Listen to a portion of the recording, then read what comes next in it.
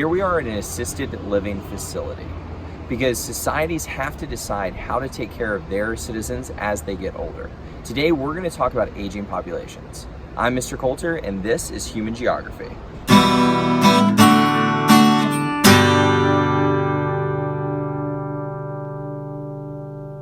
Today, we're going to talk about the change in the population structure as we get into aging populations, which is 2.9 in our course framework. So we're looking at the way that societies are getting older. As healthcare improves and we understand more about long-term health, people are living much longer. And having an older population has significant impacts on society. We're going to look at some of the consequences and positives of that. So here are Jim and Anna Coulter, two of my favorite people ever. It's my grandparents at their 60th wedding anniversary. So they lived into their 80s, and we're seeing in the world the trend that people are living longer, especially in developed countries, which is an awesome thing. It's the first time that humans have ever lived as long as they are right now. And it's cool because we want everybody to have a long and healthy life. And life expectancy is the way that we study that. Life expectancy is the average age of death in a population. So we're studying life expectancy. If we say that it is 72 years, that means that a baby born now is expected to live to 72 years old. In the world, life expectancy is 72 years. So as of 2016, the world life expectancy was 72 years old. Women tend to live longer, so our number for females is 74.2 versus males at 69.8. So women live longer in life. They have better health later in life. As medical care has improved and spread around the world, people are living longer. This map of life expectancy in 2019 in our world in data shows us a choropleth map of each country's life expectancy. The darkest on the map is 85 plus. And thankfully, we have none in the red or orange anymore, but then we have that lighter yellow is the lowest, which falls into the 50 to 55 years life expectancy. So even the worst health in the world still has a life expectancy of 50 to 55 years. I want you to write down some observations that surprise you. Are there any countries that have longer life expectancies than you expect? Or are there any that are shorter than you expect? You can see the United States falls somewhere between that 75 and 80 years. A couple that stood out to me are Chile has some of the longest life expectancy in the world. Most of Western Europe is covered. And then we see Australia, New Zealand, South Korea, Canada, and Japan all have that above 80 years old life expectancy. And that is awesome because it allows older people like Betty White to keep us laughing into their 80s. So we're thankful for having our grandparents longer in life. You can see on this Gapminder chart, it shows the dots of the countries year by year and the way that life expectancy has changed. So the chart starts on the left side at 1880 and then goes all the way up to 2019. And you can see that in the 1800s, most people didn't make it past 40. So the life expectancy was about 40 at that time. But after the Industrial Revolution took root around the world, you can see the green bubbles to the United States gets all the way up to 78.6, where it is currently for the United States. So our current life expectancy is 78.6. In other parts of the world, it's taken longer, but most have caught up to that higher life expectancy. If we track India in the red dots, it gets up to the 70s. Ethiopia takes a little bit longer. It takes until about 2000, and then they creep up towards the high 60s. And then Germany, it's really interesting. If you look at, you can see the two dips for the First World War and then the Second World War. So many people died in the world wars that their life expectancy went down. But then when it gets back up, it gets above the US into the 80s now. The highest in the world is in Singapore and Japan. Those two are the countries where people are expected to live the longest. So having this older population is great news because that means that people are living longer in life. But there are consequences to it. As we look at it, we're seeing in the next 30 years, we're going to go to 1.5 to 2 billion people who are over the age of 65, which is what generally we think of as retirement age. So we're going to have almost 2 billion people in retirement age. And we have to figure out how are we going to handle that in countries? The older people get, the more expensive their medical care gets. So if it's prescriptions, procedures, doctor's appointments, preventative care, all of those things get more and more as people get older. And societies have to decide who's going to care for their elderly people. And different cultures view this in different ways. Some think individuals, so each elderly person, the family, or the government should solve this problem. And we're going to look at those. Let's remember we talked about dependency ratio earlier this unit, and that is the relationship between people who are too old or too young to work to the people who are currently working.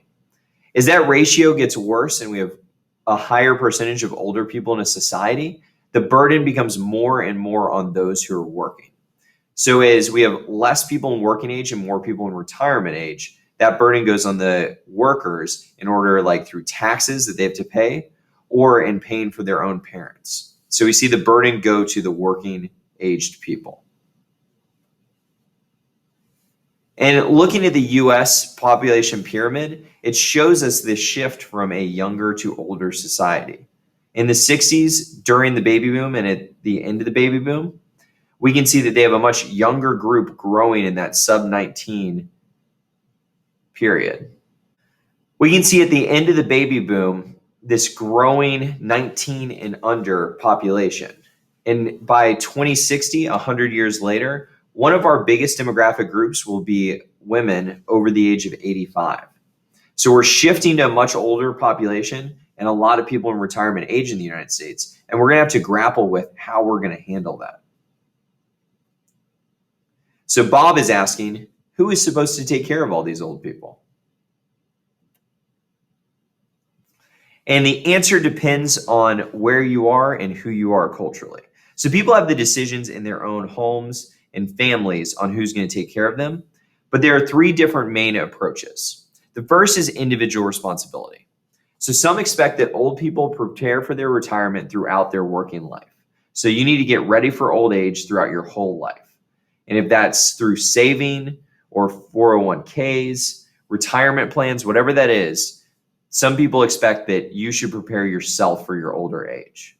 In the US, this is the common view. We also see in like Canada, the UK, Germany, and South Korea, this is common, where we expect that people figure it out for themselves. And although a lot of people save, this can be difficult for some people. If you're in a lower income job and you're constantly using most of your money to pay for your housing, food, and expenses, you may not be able to save lifelong for retirement. It's also difficult to plan for as people are getting older. So a while back when people were only living to be 70, 75, it was easier to figure out your retirement if you're retiring at 60 or 65 to plan for 10 years. But as people are living longer, you may have saved enough to get you through your mid 80s. But then in your late 80s and 90s, as you're living longer, you might not have saved enough to completely cover it.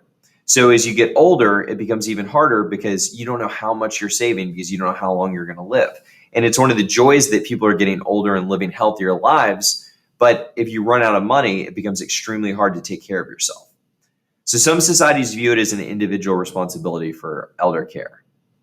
Others think it's the responsibility of family, so that family should take the burden of the older people. So some people believe that because your parents raised you, you should then take care of them as they get older. You should return the favor of caring for them. And some families do this by paying to send their relatives to retirement homes or paying for in-home care, like nurses to come and take care of their elderly relatives. Others have the elderly people move in with them. This is far more common in East Asia. So we see in China that 40% of elderly people live with their children versus just 16% in the US. So it's a lot more common for the families to take care of their parents as they get older.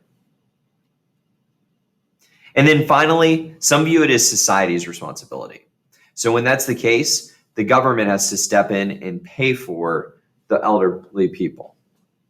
We see in our country government programs started like Social Security or Medicare. Social Security is the program that everybody in working age pays into. And it's a system where you get paid out once you turn 65, a certain amount each month. And that was established during the New Deal by FDR. Medicare is medical care for older people, so they have basic things paid for in their medicine. And then you can get better health care above that if you want, but every person over 65 gets Medicare. So that's to help older citizens as they go on in life. Different countries have different ways of handling this. Norway subsidizes in-home care and really focuses on how to rehab elderly people so that they can live safer at home for longer in life. So as we look at this chart right here, we can see this is spending, the percentage of the GDP of a country, on elder care. The Netherlands is the highest in the world, and then Norway and Sweden are behind them, and then there's a big jump before we get to France. And so we can see that countries that spend a lot on elder care prioritize that the government should take care of this problem. Aging populations are an important thing for us to study as so many developed countries enter into stage 4 and 5 of the demographic transition model. How countries handle it in creative ways are going to define how our elderly citizens enjoy and continue to get fulfillment out of life as they get older. Like Japan, for example, uses robots to help care for older people. But remember that as we look at life expectancy, it's an important factor in understanding how healthy and developed a society is. Aging populations are just one more step into our journey in understanding our world. I'm Mr. Coulter, and that was Human Geography.